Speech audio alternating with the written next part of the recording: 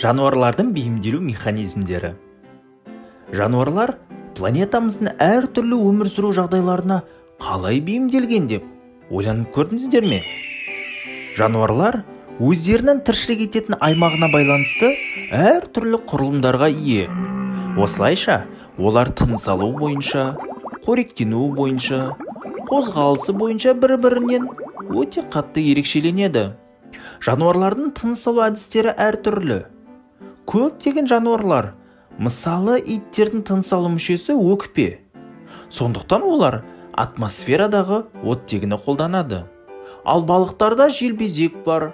Сондықтан олар оттегіні еріген күйде судан алады.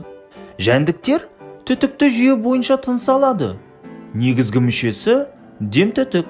Жауын құрттары болса тері жабындылары арқылы тыныс алады.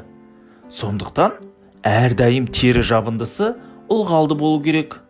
Ал ылғалды болудың маңызы диффузия арқылы қалыпты газ алмасуды қамтамасыз ету.